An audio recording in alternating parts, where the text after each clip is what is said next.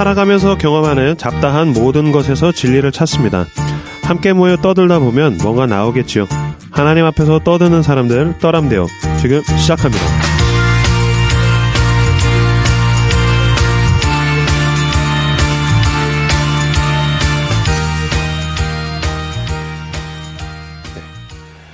네, 반갑습니다. 먼저 각자 자기소개하고 진행하도록 하겠습니다. 저는 교회 다니는 동네형 임브로입니다.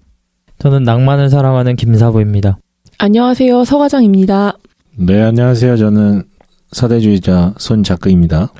예, 겨울이 매우 추워지고 있고요. 이제 한 해도 이제 끝으로 가고 있습니다. 그래서 저희가 여러 가지 내용을 준비를 하다가도 이제 올해의 마지막 방송이 될 것 같아서 그래도 2017년을 한번 정리를 하고 가자라는 뜻에서 연말정산 방송을 준비를 했습니다.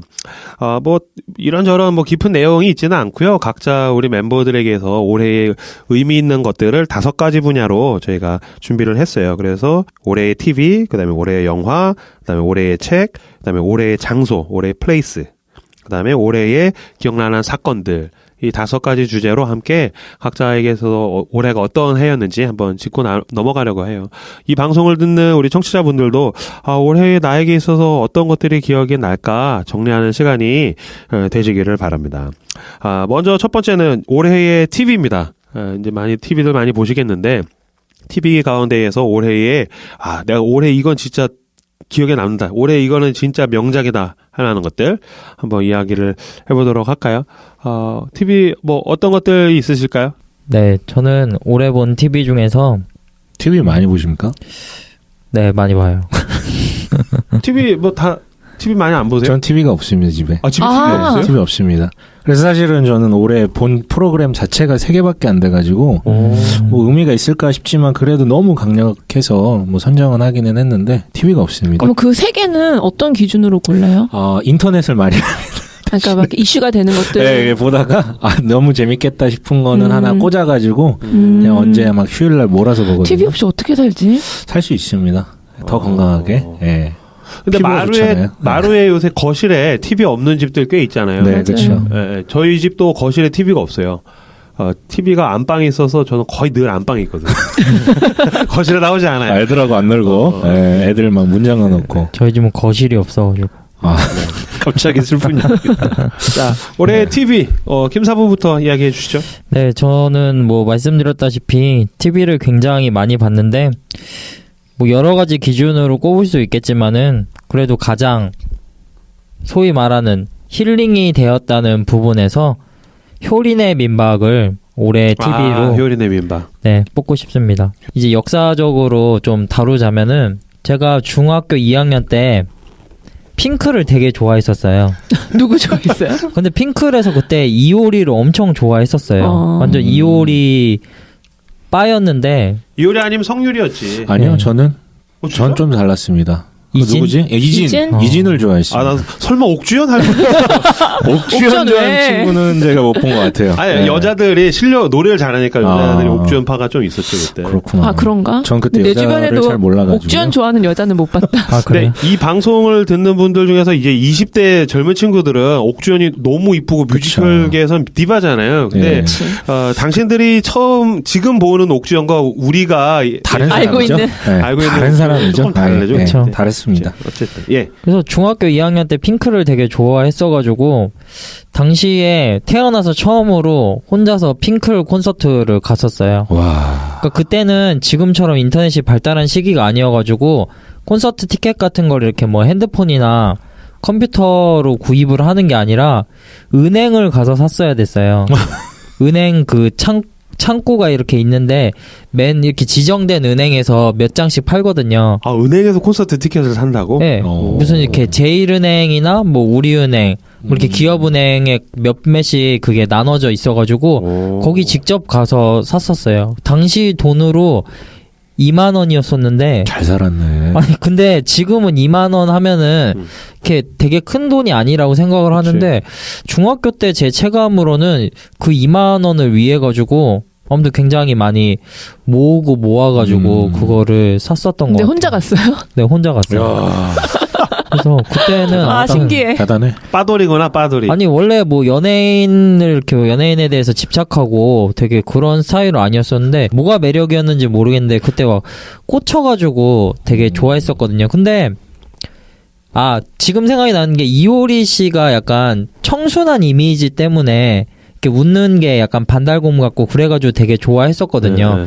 근데 이제 제가 고등학교 반달곰이요? 네, 이렇게 웃는 게 이렇게 반달룬? 반달룬처럼 반달곰. 반달곰처럼 웃어요. 네. 웃어주세요. 한번 보여주세요. 반달곰 반달곰이 어떻게 어떻게 웃는지. 반달. 캐나다 가면 이렇게 그리즐리들 있잖아요. 이렇게 불곰같이 웃고. 그렇구나. 러시아. 네, 그래서 제가 그렇게 좋아하다가 어느 순간엔가 이제 그게 뭐 자연스럽게 사그라들고 또 핑클도 해체를 하고 제가 고등학교 2학년 겨울방학 때 처음으로 회심이라는 걸 해가지고 신앙적으로 강렬한 경험을 하고 나니까 그런 거에 대한 관심들이 이제 많이 사그라질 쯤에 20대 초반인가? 그때쯤에 이효리 씨가 솔로로 컴백을 한 거예요. 근데 그때 엄청났었죠. 저스트 10미닛. 네, 10미닛. 그치. 뭐 있죠? 그때 내가 군대에 있었을 때거든요. 와. 그러니까 방금 얘기했다시피 그 전에는 청순한 아이콘이었는데 갑자기 어마어마한 이제 섹스 심벌이 된 거죠. 그래가지고서 막 군대에서 열광했었어. 그쵸. 근데 저는 이효리 씨가 그렇게 딱 등장을 했을 때 그게 너무 싫었어요. 배신감 같은 거 느끼는 아니 거야. 배신감은 아닌데 그때 되게 엄청 완전 보수의 근본주의자여가지고 저 그치. 음란막이 음란막인 쥐가 쓰인 건데. 결혼을 하셨죠? 이상순 씨라는 분이랑 결혼을 하셨는데 그냥 너무 그냥 볼 때 화려한 이효리랑은 또 되게 반대의 이미지이신 분이랑 결혼해가지고 또 사람들을 놀라게 하고 또 제주도 가서 사신다고 하고 어느 순간 이렇게 종적이 이렇게 다 감춰져 버려가지고 잊고 지내던 찰나에 갑자기 효린의 민박이라는 프로그램을 올해 이렇게 한다고 하는 거예요. 이효리 씨가 그런 굉장한 매력이 뭐였었냐면은 이제 다른 사람들은 이제 TV 프로그램이나 그런 것들을 이제 딱 거기에 모습이 비춰지면은 제가 싫었던 게 본인의 위치에서만 할 수 있는 행동이라는 걸 인식을 안 하고 자꾸 모든 사람이 이렇게 할 수 있는 것처럼 얘기를 한다는 거예요. 이를테면은 뭐 한창 유행했던 그런 육아 방송들 있잖아요. 저는 그거 보면서 되게 싫었거든요.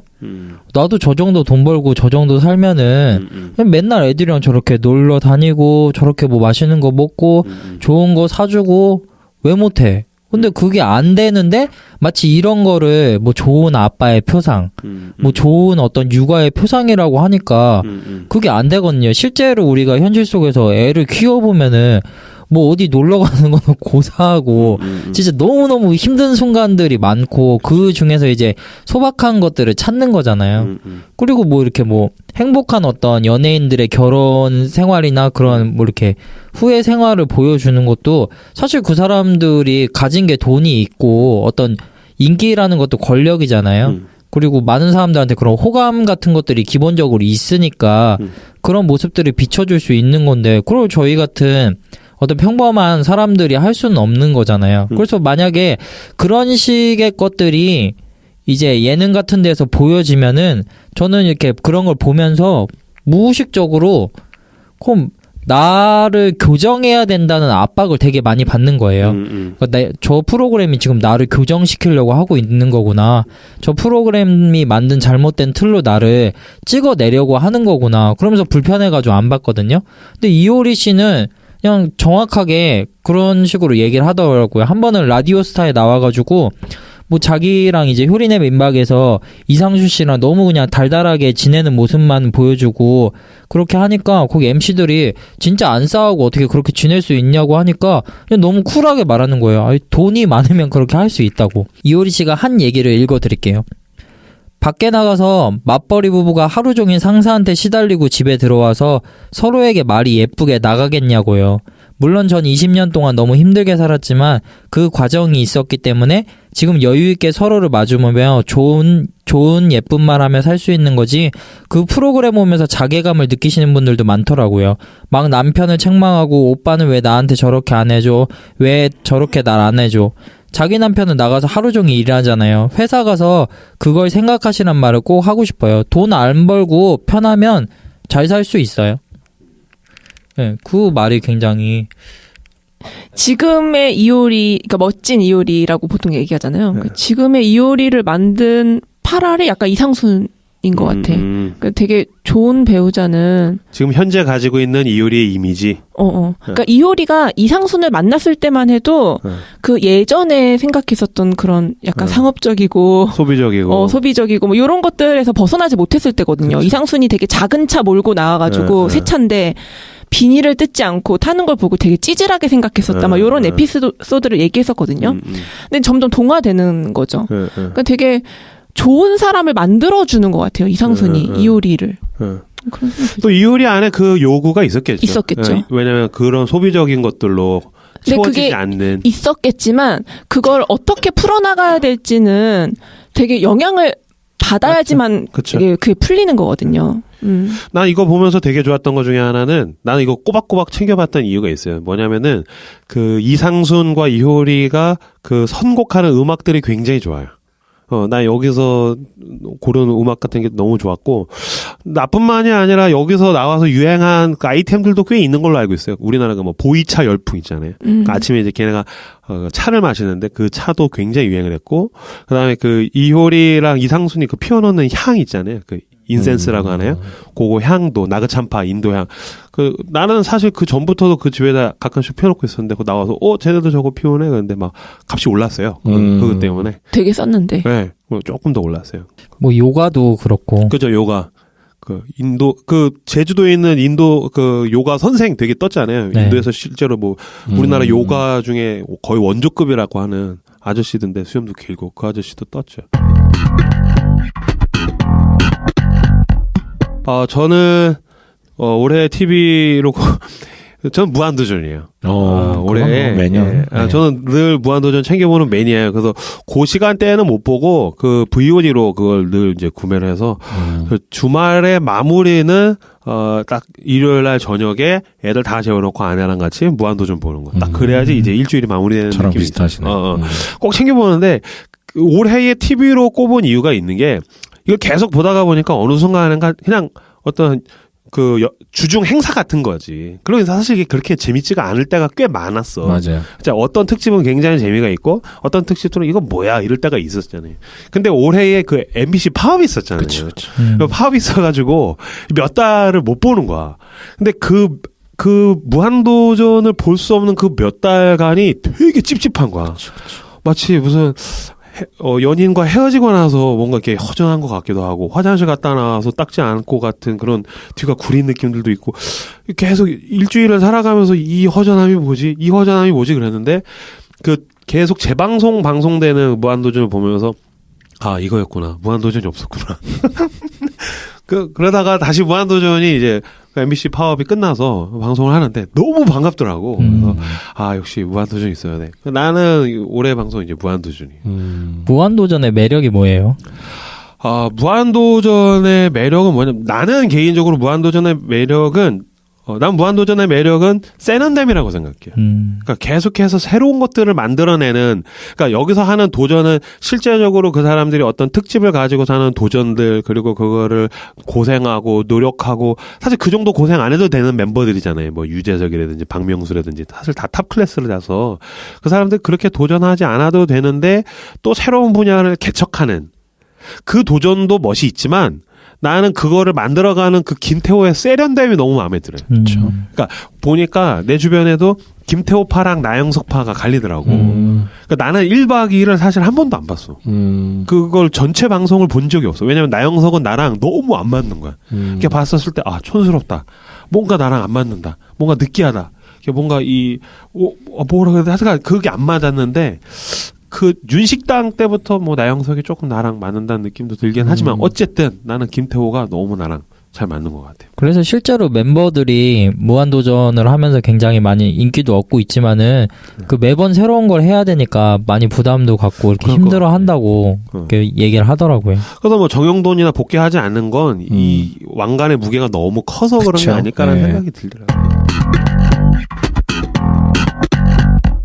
그래서 제가 지금 또 소개하고 싶은 TV 프로그램은 제가 많이 보지는 않았어요. TV 자체를. 그런데 이제 재밌다고 하길래 그리고 제가 좋아할 만한 요소들이 있는 것 같아가지고 이제 웹 검색을 하다 이거는 내가 한번 몰아봐야겠다 싶어서 봤던 게 비밀의 숲이라는 드라마예요. 예. 그리고 이거는 제가 막 되게 전도도 되게 많이 했어요. 이거 진짜 재밌다. 막 나도 전도 받아서 봤어요. 전도 받아가지고 제가 예수님은 못 전해도 이런 건 또 잘 전하니까 뭐보다 더 좋다 그랬죠? 미생이랑 맞아. 그 미생이 아니라 시그널. 시그널보다... 사람들이 되게 재밌다 그래가지고 제가 한번 몰아서 보려고 저기 다 끝난 다음에 그쵸. 몰아서 보려고 1, 2회 보다가 그냥 뻔한 거야 설정이. 시그널이? 네, 설정이 시그널 뻔하고 내 인생 드라마인데. 모르겠어요. 저는 개인적으로 확 안 다가왔는데 이 드라마는 왠지 재밌을 것 같아서 몰아봤는데 어떻게 봤냐면 저는 새벽 인간이거든요. 새벽에 일어나서 마침 또 우리 저기 아내랑 애들이 없었어요 집에. 뭐 휴일이었는데 새벽에 일어나가지고 그 다음날 새벽까지 정말 화장실 가는 시간 빼고 밥도 시켜 먹었어. 이 드라마를 보느라고? 예, 이게 몇 부작? 16부작인데 16부작을 하루 만에 다 봤어요. 페인처럼? 예. 계속. 전 원래 그래요. 전 원래 한 몰아서 해요. 뭐 게임도 몰아서 하고 드라마도 몰아서 보고 막 이런 편인데. 탕진잼.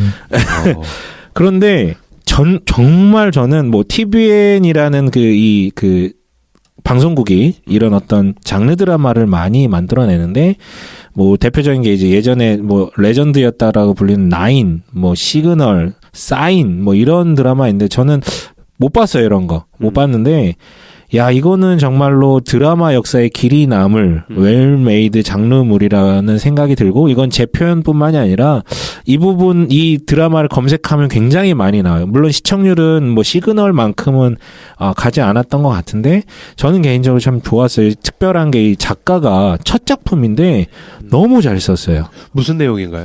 무슨 내용이냐면 감정을 느끼지 못하는 외톨이 검사 황시목이라는 주인공이 이제 조승우 배우인데 이게 조승우가 검사로 한번 소비가 됐었죠. 뭐죠? 내부자들. 뭐 비슷한 어떤 그런 포지셔닝일 수 있지만 아예 달라 감정을 못 느껴요. 어렸을 때의 어떤 그런 사고로 인해서 사고였나요? 사고 맞았던 것 같은데. 어떤 수술을 받아가지고 감정을 못 느끼는데 이 친구가 정의롭고 따뜻한 형사였던 그 배두나가 연기한 환여진이라는 사람과 함께 검찰 스폰서 살인사건, 그냥 일반 살인사건이 아니라요. 검찰과 유착관계에 있었던 어떤 스폰서가 갑자기 죽음을 당하는데 그것을 조사하는 과정 중에 계속 판이 커지는 거예요. 재계, 정치계, 뭐 검찰 엄청난 카르텔의 구조를 다 파헤치게 되는 이게 지금 서스펜스 어떤 비밀 추적극인데 설정도 뻔하지 않고 연기도 좋고 무엇보다 연애가 없어요. 난 연애가 없어서 좋아. 조승우랑 배두나 없어. 감정을 못 느끼니까 감정을 느끼게 되는 물론 뭐 조금씩 이렇게 여진을 주는데 전혀 그냥 잠깐 언급하고 지나가는. 그럼 막 뭐 이거 약간 그게 뭐죠? 그 스포일러일 수도 있는데 뭐 주인공도 막 죽여버려요. 그래요? 막 죽여버려, 날려버려. 그게 탄탄함을 위해서라면 그냥 날려버려요. 뭐 이렇게 남기는 여지가 없어요.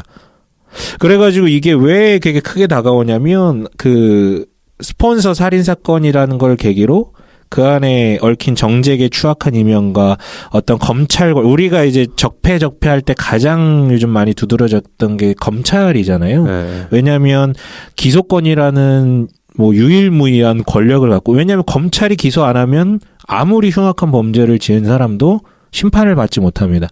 이게 지금 현재 한국 정치계에서 뭐 검경 간의 수사권 조정이라든가 뭐 이런 거 계속 나오는 이유가 뭐 이런 것들인데 근데 동시에 자기들은 감찰받지 않거든요. 그래서 검찰 출신들이 정치계와 유착하고 재계와 유착해가지고 그들로부터 떨어진 떡고물 먹다가 나중에 정치계로 가든가 아니면 대형 어떤 로펌이라든가 이렇게 가는 이유가 다 연계가 돼 있거든요. 근데 이게 이 설정 자체가 대단한 거예요. 감정을 잃은 검사. 그러니까 인간적으로 그러니까 이 사람들이 검찰로 들어가는 사람이 처음부터 정의 구현 안 하려고 들어갔겠어요? 물론 그 와중에는 처음부터 내가 뭘 어딜 찍겠다라는 생각으로 검찰로 들어간 사람도 있겠지만 그래도 많은 검찰들은 그래도 그런 의분을 가지고 들어간 사람들이 꽤 있을 거라면 근데 한결같이 다 이상한 방향으로 가는 이유가 뭐냐면 결국 어떤 그런 인간관계들 형성된 그리고 어떤 구조의 문제들이 그쵸. 한 검사를 타락하게 만드는 것 아닌가라는 생각도 많이 들거든요. 근데 결론은 이 사람은 감정이 절제가 된 거예요. 나쁜 놈만 잡아 그냥 자기 눈앞에 있는 증거만 보고 뭐 관계건 뭐건 이런 거 관심이 없어요. 그래서 이제 감정이 말살된 검사가 아니면 정의로운 사법정의 실현이 가능하지 않다는 현실적인 교훈도 남겨주죠. 사람이라는 감정이 없을 때만 이게 가능하거나 그리고 과연 내 편인가 네 편인가를 알 수가 없어요. 그 긴장 구도를 끝까지 몰고 가요. 아, 그러니까 끝까지 누가 진짜 악인이고 예, 그렇죠, 그렇죠. 그런 걸 몰라요. 오. 그리고 엄청난 반전이 있는데 이거는 스포일러라서 얘기를 할 수가 없어요. 보셔야 되고요. 예, 정말 재밌어요. 진짜 뭐 말할 수가 없어요. 러브라인이 없다는 게 굉장히 마음에 드네요. 네네네. 그래요? 감정이 없는 검사 그리고 이제 형사로서 배두나라고 해서 나는 이제 사랑을 배워가는 그런 건 줄 알았어. 그래서 배두나가 이제 막 여기저기서 조사하고 다니면 갑자기 이제 조승우가 팔을 탁 잡아서 왜 네 마음대로 조사하고 다녀? 너 내 여자니까 뭐 이런 거 나올 줄 알았는데. 근데 정말 디테일해. 검찰의 권력 구조나 경찰이라든가 뭐 이런 부분에 대해서 공부를 굉장히 많이 연구를 했고 그게 플롯이라든가 이런 부분들을 굉장히 잘 조밀조밀하게 짜가고 있고요. 여기서 설정 하나가 갑자기 생각나는 게 이 배두나가 경찰이라고 했잖아요. 사고 많이 치거든요. 근데 계속해서 구제가 돼요. 이유는 하나예요. 경찰대 출신이라. 그러니까 그런 설정 하나하나서부터 다 박아놔요. 그러니까 현실적으로 구현이 가능하겠다라는 생각이 들 만한 어떤 구성 요소들을 만들어서 이끌고 가는 것이죠. 좋군요. 네네. 그 드라마 뭐 별점으로 뭐 5개 만점에서 몇 개? 저는 10개요. 5개 만점에 10개. 저도 10개. 네. 여기 김사부도 10개. 일단 뭐 손 작가님이 말씀하신 것처럼 러브라인이 없는 것도 큰 장점이지만은 한국 드라마 보면은 이게 뭐 시골도 아닌데 사실 도시에서 벌어지는 이야기인데 이 가족 구성원들의 구조는 다 시골 구조예요. 뭐 할머니랑 같이 살고 이렇게 뭐 부모님 모시고 살고 가족도 엄청 빠글빠글하고 그래가지고 드라마 이제 나오는 것들을 보면은 항상 그 주변 얘기들에서 약간 그게 환기가 되기도 하지만은 에너지가 굉장히 많이 낭비가 되거든요. 보면서 그러니까 한 3회 정도는 뛰어넘어도 봐도 그냥 별 문제 없는 그런 내용들이 너무 많은데 이제 비밀의 숲에서는 그런 거 없어요. 가족이 안 나와.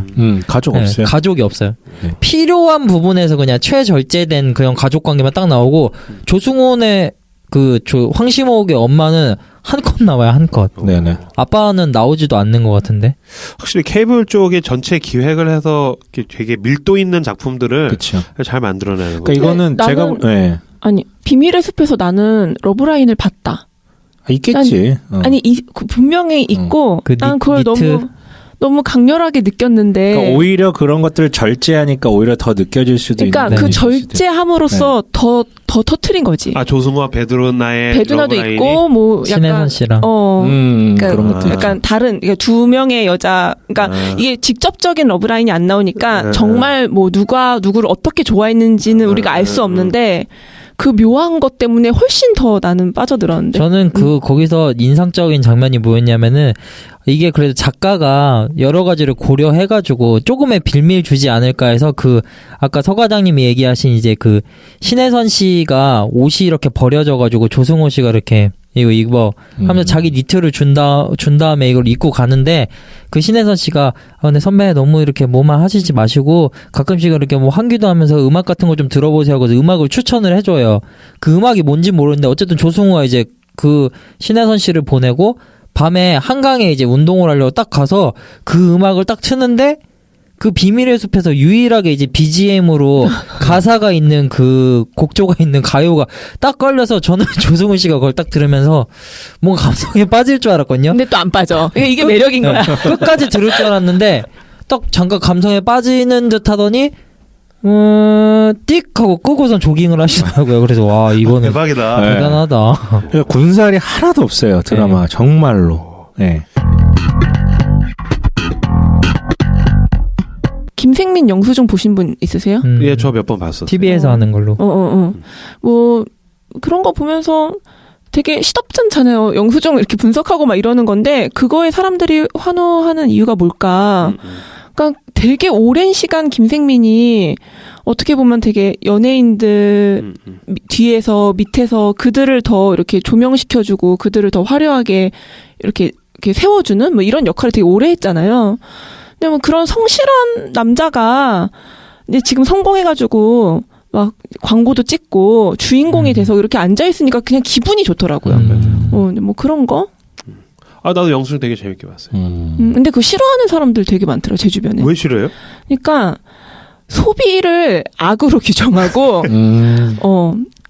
이제 누릴 수 있는 것들에 대해서 너무 이렇게 그렇죠. 억압을 하니까. 네, 저도 그런 개념에서 별로 안 좋아했던 게, 그러니까 뭐 아껴 쓰고 이런 건 알아요. 근데 그거 자체가 결국 돈이 목적인 거잖아요. 돈을 아껴서 돈을 많이 남기는 게 인생의 어떤 여유와 행복을 가져다 준다는 귀결로 갈 수밖에 없는 구조라는 생각이 들어요. 아무튼 짜증나는 거야. 나는 지금 커피를 마셔야 되고 커피 한 잔 못 사 먹는 인생 내가 살아서 뭐야 이런 생각이 들 정도로 당이 떨어지면 짜증이 나는데 그거를 당 떨어져서 손이 흔들리면 주먹을 꽉 쥐세요 이렇게 한단 말이에요. 그러니까 사람들이 이제 약간 좀 짜증을 내는데 나는 그냥 김생민 잘 되니까 기분 좋더라고요. 그렇죠. 올 한해 최대 유행어 수혜자 아닌가요? stupid. 맞아요. Great. 광고도 엄청 나와요. 나는 되게 좀 의미 있다고 봤거든. 그 올해의 현상 중에서 이게 김생민의 영수증이 후반에 나왔고 초반에 욜로라는 단어가 떴잖아요. 난 욜로라는 단어가 떠서 여기저기 인스타라든지 페북에서 욜로에 대한 뭐 욜로 거기서 이제 사진 올리고 이런 것도 보면서 사실 욜로가 이야기하는 게 극히 소비적인 거잖아요. 그러니까 어디 여행을 간다든지 뭐 여행 가가지고서 플레이트에 있는 스테이크라든지 뭐 해산물들 놓고서 거기서 한번 그 사진 찍으면서 막 욜로 이건 그냥 야 내일은 없는 거야 그냥 오늘 다 쓰고 죽어 이런 느낌인데 좀 후반에 가서 김생민이 야 그래도 젊은이들아 아껴서라도 내일을 대비해야지 내일이 있는 거야 우리는 그런 이야기들을 시사해 주는 것 같아서 나 굉장히 의미 있다고 생각합니다. 아마 욜로가 있었기 때문에 영수증이 맞아. 욜로에 대한 배반감이 있는 거야. 그거에 대해서 되게 힘들어하는 사람 많았거든요. 그리고 라스에서 욜로 대 뭐 자린고비 이렇게 해가지고 나왔었어요. 그러니까 욜로를 대표하는 걸로는 이제 손미나 여행 다니는 손미나 스페인 가고 뭐 그런 거 나오고 이제 자린고비를 대표해서 이제 김생민이 나온 거예요. 그 전까지는 이제 팟캐스트를 듣는 사람들이나 영수증에 대해서 알았지 이 사람이 뭘 하고 있는지 몰랐는데 근데 거기에서 근데 사실은 김생민이 약간 무시를 당했어요. 그리고 막 게시판에 왜 김생민이 되게 성실하게 살아가고 계획적으로 살아가고 모든 소시민들이 다 저렇게 살아가는데 그걸 무시했다 이래가지고 욕을 엄청 처먹었는데 근데 결국 이제 뜬 사람은 김생민이었죠. 그렇죠. 네, 올해 TV에 대해서 이야기했습니다. 지금 올해 영화 이야기를 진행을 하도록 하죠. 올해 영화가 뭐가 있을까요? 저는 범죄도시. 뭐 이게 깊이 있는 영화는 아니지만은 그냥 저 개인적으로 되게 좋았던 거는 저는 영화나 만화에서 주인공이 어정쩡하게 센 게 제일 짜증나거든요. 그러니까 주인공이 와 이렇게 어떤 악이랑 싸울 때 맨날 좀 이렇게 당하고 쳐맞고 이렇게 간신히 이기고 그러면은 볼 때에 공감이 하나도 안 가요. 내가 네 그런 모습 보려고 지금 돈 주고 영화 본 줄 아냐고. 그래서 이제 슈퍼히어로 영화를 보는 게 이렇게 딱 악이 등장하면 빡 이렇게 하면서 그 악들을 그냥 어정쩡하게 아니라 그냥 압도적인 그걸로 이렇게 그냥 누가 더 악이야라고 싶을 정도로 막 응징을 하는 데서 카타르시스가 되게 많이 오잖아요.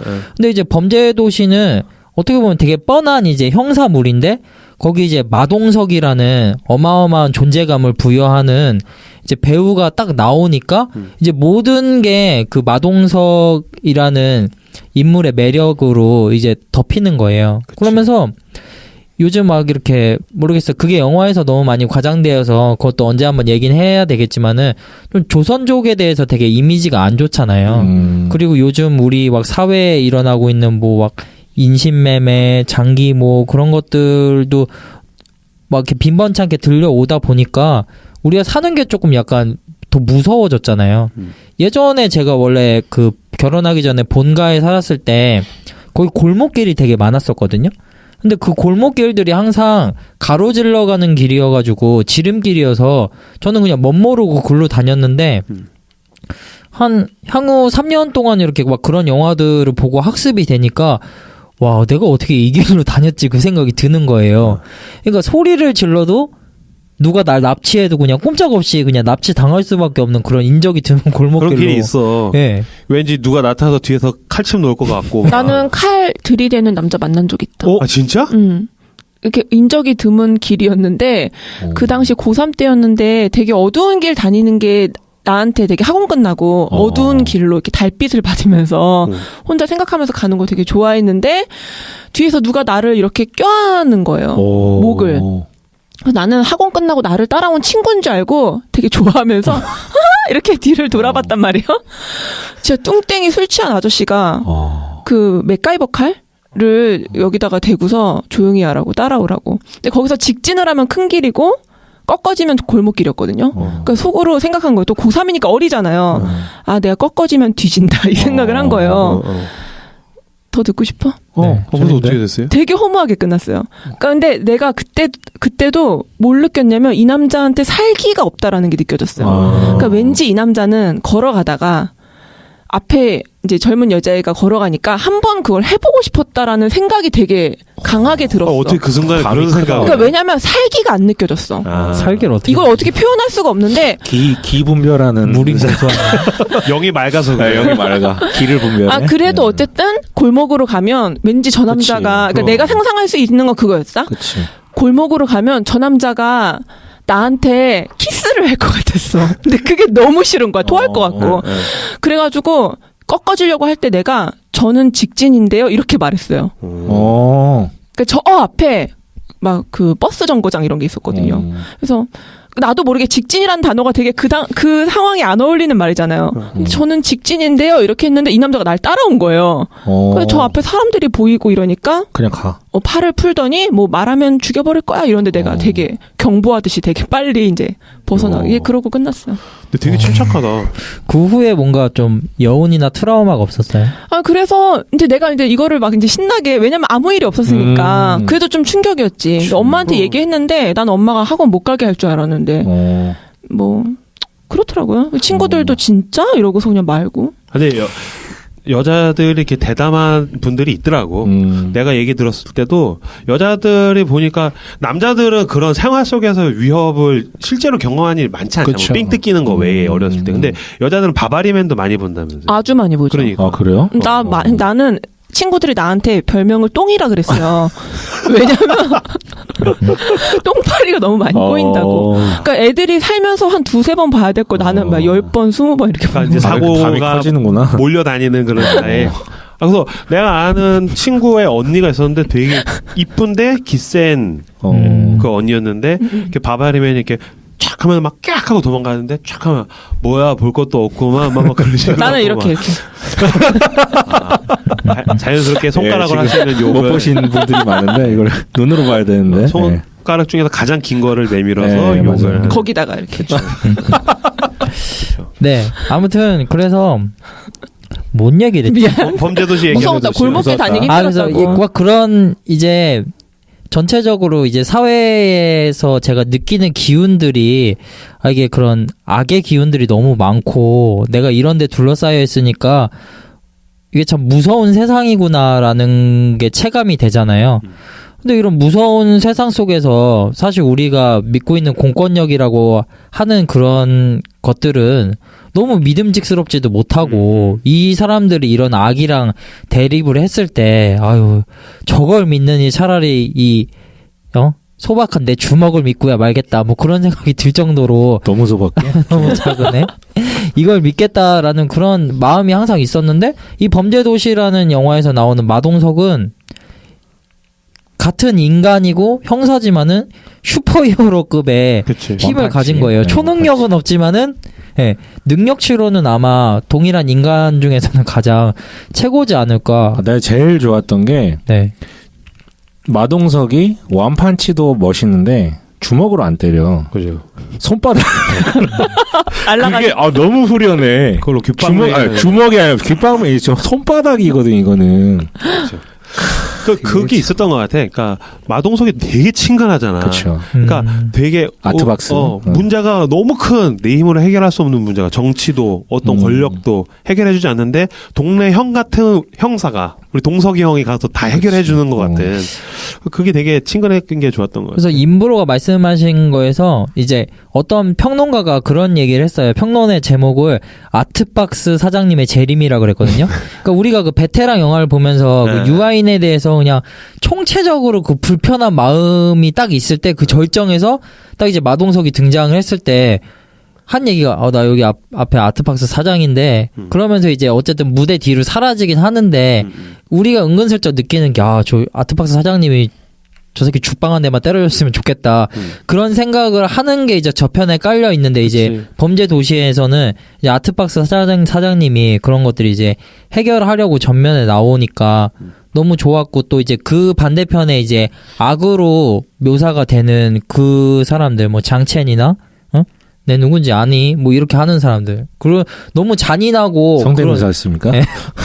맞니? 뭐 이렇게 잔인하고 그런 부분에서 극대화가 된 사람들을 전혀 거기에 이제 무서워하거나 기죽지 않고 그것들을 이제 제압하는 걸 볼 때에 와 너무너무 그게 카타르시스가 너무 심한 거예요. 그래서 와 진짜 멋있다. 너무 좋다. 그래서 저는 항상 이런 외적인 모습에 대해서 제 외적인 모습이란 좀 이렇게 먼 이상향을 동경을 하잖아요. 그래서 항상 좀 이렇게 키도 크고 날씬하고 좀 이렇게 곱상하게 생긴 뭐 이렇게 강다니엘 같이 생긴 그런 아이돌 같이 한번 생겨봤으면 좋겠다라는 생각을 항상 이렇게 마음속에 하고 살았었는데 돈 많이 벌면 되겠네. 네, 근데 불가능하니까 그래서 그 돈을 많이 벌어도 뭐 이렇게 기럭질 늘릴 수는 없잖아요. 불가능하지. 다시 태어나야지. 부질없는 얘기 그만. 네, 아무튼 그래서 그 영화를 보고 나서 좀 생각이 바뀌었어요. 그런 거 말고 와, 한 번쯤 이렇게 마동석 같은 몸으로 살아봤으면 좋겠다. 압도적인 강함. 뭐 나중에 이 부분에 대해서 이야기를 할지 모르겠지만 근데 우려되는 부분이 분명히 있죠. 이제 조선족에 그쵸. 대한 공포들. 네네. 그 저는 예전에 구로 살 때의 그 중국인 마을이라고 해야 되나? 거기 제일 유명하잖아요. 거기 한번 이렇게 산책을 못 모르고 진짜 가봤던 적이 있는데 그렇지 않아요. 그렇죠. 맞아요. 맞아요. 길에서 막 살인 사건 일어나고 그러지 않고 그냥 중국 사람들 거기서 소소하게 일하고 저녁에 모여서 술 마시고 그냥 그런 동네인데 이제 우리나라에서 영화에서 악역이 필요해서 그쵸. 하는 거죠. 네. 그러다 보니까 이제 조선족들이 등장을 하는 건데 그 퍼센테이지로 봤었을 때도 외국인들이 우리나라에서 일으키는 범죄율 중에서 되게 하위권에 있더라고요. 다른 맞아요. 외국인들에 비해서도 이 중국인이라든지 조선족이라든지 이들이 하는 범죄율이 하위권이에요. 오히려 참겠죠. 추방당하지 않기 위해서 그 오히려. 사람들 그게 크니까. 제가 이어서 저는 미싱 사라진 여자를 올해 영화로 보셨어요? 나 이건 안 봤어. 공효진. 응. 어제 헬스장에서 저기 누가 보고 있더라고. 아, 그거 본 거예요? 네. 이거는 2016년 11월 영화인데 요즘 이제 막 이슈가 되고 있어요. 왜 그러냐면 일단 그 11월에 있었던 부산국제영화제에 문재인 대통령이 이제 방문을 했는데 보통 대통령들은 이제 방문하고 이제 인사받고 끝인데 이제 콕 집어서 이 영화를 보려고 들어간 거예요. 문 대통령이 이제 관람한 영화 이렇게 해가지고 이제 떴어요. 또 하나는 이제 엄지원 씨가 2017 올해 여성 영화인상 연기상을 수상을 해가지고 이제 이게 또 이슈가 되고 있어요. 그러니까 엄지원, 공효진 이제 투탑이 진행을 하고 감독도 이현희 감독이라고 여자 감독이에요. 그러니까 여자들이 만들어간 뭐 여자들의 영화라고 할 수 있어요. 아무도 안 보셨으니까 스토리를 짧게 얘기해 드릴게요. 그러니까 엄지원 씨가 연기한 지선이라는 여자가 그러니까 의사 남편이랑 이혼을 하고 혼자 아이를 키워요. 그런데 이제 이 여자가 워킹맘이기 때문에 중국인 보모를 씁니다. 여기서도 중국인 이야기가 나오는데 조선족 이제 한매라는 여자 이거를 공효진이 연기를 해요. 그래가지고 이제 한매에게 아이에 대한 모든 것을 맡길 수밖에 없는 구조예요. 왜냐하면 워킹맘이니까 너무 바쁜 일을 하니까. 근데 한매가 너무 훌륭하고 착한 보모인 거야. 그래서 믿고 맡길 수 있을 만한 그리고 그런 되게 여자끼리 서로 약간 이제 긍휼히 여기고 이렇게 하면 자매처럼 이렇게 되게 좋은 관계로 지냈는데 어느 날 갑자기 한매랑 아이가 사라졌어요.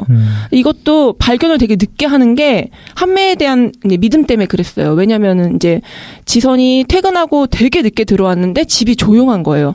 자겠거니 하고 이제 자기 방에 들어간 거지. 그리고 아침에 일어났는데 둘이 없는 거예요. 그래서 되게 일찍 병원에 나갔나 보다. 전화를 했는데 안 받아. 지금 전화 받을 수 없는 상황인가 보다. 그렇게 해가지고 그 전날 없어졌는데 그 하루를 그냥 보내버린 거예요. 애가 없어진지 모르고. 그래서 밤에 들어왔는데 없어. 전화 하루 종일 안 받아. 이제 그때부터 이제 이 여자가 미쳐가지고 한매랑 자기 아이를 찾아다니거든요. 네, 전체적인 스토리는 이제 이런 거예요. 근데 이제 여기서 이제 저는 이 영화의 한 줄 평을 여자를 이해하게 된 여자 이렇게 한 줄 평을 여자를 이해하게 된 여자. 뒤에 여자는 본인인가요? 아니요. 지선과 한매를 이야기한 거예요. 그러니까 나간 데에 이유가 있는데 그거를 뭐 알아가는 거예요? 알아가는 거예요. 그러니까 이 여자가 이제 경찰서를 찾아가는데 경찰에서 협조를 안 해줘요. 제가 이 부분 조금 마음에 안 드는 설정이긴 해요. 그러니까 저는 영화 볼 때 뭐가 싫으냐면 지나가는 사람들이나 악한 사람들을 너무 이렇게 뭐라 그러지? 입체적으로 다루지 않는 거. 그걸 되게 싫어하거든요. 그러니까 악한 사람도 사실은 희노애락이 있는데 그치. 사연이 있을 수 너무 있죠. 악한 사람으로만 하고 무능력한 경찰도 사실은 되게 바쁜 막 그런 일상 그쵸. 속에서 네네. 막 스쳐 지나가고 못 챙기고 막 이런 게 있는 건데 그 경찰의 어떤 형사의 어떤 그런 희노애락을 다뤄주지 않고 되게 무능력하고 되게 말도 안 되게 그 사람의 어떤 저기를 들어주지 않는 막 그런 되게 답답한 그런 경찰로 되게 많이 다루잖아요. 근데 여기서 약간 그런 게 나와요. 그러니까 애가 없어졌다고 막 왔는데 일단 이 여자를 먼저 의심하는 거예요. 왜냐하면 이 여자가 이혼을 하고서 이제 양육권 다툼 중이었거든요. 그러니까 애를 숨겼다고 이제 몰아가는 거예요. 그래서 이 여자가 어쩔 수 없이 혼자서 한매를 찾아가게 돼요. 그래서 되게 작은 막 그런 사진 뒤에 써져 있는 주소 뭐 막 이런 것들을 증거로 이제 한매의 흔적을 찾아다닙니다. 그러면서 이제 한매의 어떤 몰랐던 일들에 대해서 알게 되는 거예요. 되게 힘든, 그러니까 우리나라의 매매혼으로 온 여자였던 거죠. 근데 그 시골에 틱 장애가 있는 남편에게 시집을 갔는데 그 시어머니가 이제 한국어를 가르치면 도망간다 해가지고 이제 정말 집안에다만 가둬놓고 뭐 진짜 밥만 주고 되게 약간 성노예처럼 그리고 애를 낳아주는 어떤 그런 도구로서만 이 여자가 살다가 첫 번째로 애를 낳는데 그게 딸이었는데 게다가 아팠던 거지. 근데 시어머니가 병원을 안 보내주는 거예요. 왜냐면 죽어도 된다. 또 나면 된다. 아들 나면 된다. 이제 이런 식으로. 그러니까 그런 것들을 이제 하나하나 알아가게 돼요. 그러니까 사실 이런 사연들이 뭐 유괴를 하는 것에 대한 정당성 이런 거를 부여해 주진 않지만 이제 관객으로서 한매라는 여자를 좀 불쌍하게 생각하게 되는 거예요. 자기 죽은 딸 대신해서. 근데 그것도 사연이 있어요. 근데 이건 약간 스포가 되니까 오케이. 영화 보셨으면 좋겠어요. 왜 지선의 아이를 데려갔는지 이것도 이제 어떤 사연이 있거든요. 있겠죠. 그러니까 피해자면서 가해자가 되고 가해자면서 피해자가 되는 요게 엮여 있어요. 오케이. 이건 볼만하겠는데. 볼만하겠네요. 되게 보고 재밌습니다. 싶어지네. 재밌습니다. 설명을 잘 하시는데요. 그랬어? 그러니까 영화 팟캐스트에 아니? 아니 근데 이제 아까도 이제 그 조선족에 대한 이야기 나왔잖아요. 영화를 보다가 그러니까 나도 사실 만약에 내가 애가 있는데 조선족 부모한테 24시간 애를 맡겨. 근데 약간 찝찝할 수도 있을 것 같아요. 막 언어도 다르고 문화도 다르잖아. 게다가 이렇게 사회에서 이렇게 이미지화 시켜가고. 근데 이 영화를 보다 보면 진짜 한국 땅에 와가지고 겁먹고 무섭고 공포스러웠던 사람은 누구였을까 이런 생각을 하게 되는 거예요. 이런 부분도 생각하기 좋았던 영화였던 것 같아요. 손 작가의 영화는 뭐였나요? 저는 강철비입니다. 강철비 뭐 지난주에 개봉했고 바로 봤는데 너무 재밌더라고요. 이게 원래 변호인 만든 양호석 감독이 만든 건데 그거보다 훨씬 더 업그레이드된 스케일도 커지고 뭐 그런 어떤 영화라고 생각하시면 되고요. 이게 본인이 스토리 작가로 참여한 웹툰 스틸 레인이라는 걸 원작으로 해서 그걸 좀 각색해가지고 했고요. 스틸 레인이 그래서 강철비가 낸 거예요? 근데 강철비가 뭔 거예요? 무기가 MLRS라고 있어요. 그러니까 이게 이제 그 로켓 같은 건데 막 쭈쭈쭈쭈 쏟아지는 네, 그렇죠, 건가? 그렇죠. 막 자탄으로 이렇게 딱 퍼져가지고 축구장 면적을 넘어서는 정도의 그 면적을 초토화시키는 거예요. 거기 있는 사람 다 죽여버려요. 신기전 같은 거 아니에요? 그렇죠. 옛날에 신기전 같은 건데 그래가지고 아무튼 이 감독이 찍은 거고 주연은 뭐 정우성하고 곽도원이고요. 뭐 지난주에 개봉했기 때문에 앞으로 보시면 좋을 것 같은데 저는 올해 봤던 영화 중에 가장 구도나 어떤 연기나 그리고 재미나 다 갖고 있었던 긴박감을 저는 긴장감이라는 걸 되게 중요하게 생각하는데 처음부터 끝까지 늘어지는 게 하나도 없고 또 현실 구현이 될 것 같은 느낌. 그러니까 북한과 남한과의 권력 관계 속에서 우리가 이제 남북한의 평화적 통일을 조금씩 기대를 많이 버려가고 있잖아요. 사실은 이 구도가 깨지기가 어렵다. 근데 우리가 하나 상정할 수 있는 비상 상황이 이제 북한의 쿠데타에 대해서 사람들이 많이 생각하게 되는데 그걸 이제 기반으로 해서 북한이 왜 핵에 그렇게 집착하는지에 대한 어떤 배경 설명도 되고 남한과 북한의 관계가 가까워질 수 없는 정치 권력과 아니 자꾸 내 지금 비밀의 숲도 생각을 해보니까 제가 이런 데 관심이 많은 것 같아요. 이런 류를 좋아하는 것 같아요. 이런 류를 좀 굉장히 선긋고 좀 약간 남성적이고 정치 권력이나 이런 부분이 명확하게 드러나는 부분에 대해서 되게 좋아하는데 아무튼 되게 재밌어요. 액션도 굉장히 재밌고 긴장감 100%이고요. 요 어떤 구도도 굉장히 현실 가능성 있는 듯한 그러면서도 안 어울릴 것 같은데 개그도 중간에 한 번씩 넣거든요. 근데 웃겨요. 네, 보통 이렇게 묵직하면 개그 넣으면 되게 이상하잖아요. 근데 어울려요. 그리고 재밌고. 뭐 그런 어떤 설정들이 그 남북 역대 남북 영화 중에서 네. 최고예요? 뭐가 있었죠 남북 영화가? JSA 공조 스케일이 크죠. 이거는 그러니까 같은 공조는 그거는 오락 영화고 예. JS가 갖고 있는 그런 애틋함 같은 건 없어요. 그거는 조금 여성성이 드러나는 부분이 있다면 이거는 진짜 그냥 예. 최근에도 뭐 VIP인가 장동건 나오는 거 하다 폭망하지 않았어? 폭망했죠. 그거 폭망했죠. 시래기 영화. 예, 예. 보진 않았는데 장동건 태극기 날리며 또 남북 영화라고 할 수 있지. 그건 휴머니즘이죠. 어떻게 보면 가족. 휴머니즘적인 거고 이거는 그냥 구도예요. 정말 정치 권력 구도와 지금 한반도가 이렇게 될 수밖에 없는 상황들을 말로 설명하지 않고요. 장면들을 통해서 설명을 잘해줘요. 그러니까 이게 뭐 좌든 우든 상관없이 그러면서도 전쟁이 언제라도 일어날 수 있음에 대해서 근데 우리가 공감이 되는 거예요. 전쟁을 모르는 세대도 진짜 당장 내일 전쟁이 날 수도 있겠구나라는 거를 체감시켜요. 그러니까 외국인이 볼 때는 아마 공감을 못하는 부분이 있을 텐데 지금 현재를 살아가는 한국민으로서는 누구든 남녀노소 누구든 공감을 할 수 있을 만큼 긴장감과 그 빙의를 시켜주는 거예요. 그런 상황에 대해서. 근데 제목이 강철비고 정우성 주연이라서 재미없겠다 했는데 감독이 변호인 감독이라니까 훅 땡기는. 그리고 정우성의 연기에 대해서 그냥 이런 캐릭터로 쭉 가도 될 것 같아요. 안 돼. 정우성 멜로 해야 돼. 멜로나 아니면 아예 멜로나 아니면 아예 이쪽으로 가는 게 나을 것 같아요. 네. 아무튼 너무 재밌었습니다. 네, 여기까지 이렇게 영화에 대해서 살펴보았고요. 잠시 쉬었다가 올해 2017년에 정리하면서 나머지 분야에 대해서 이야기하도록 하겠습니다. 감사합니다.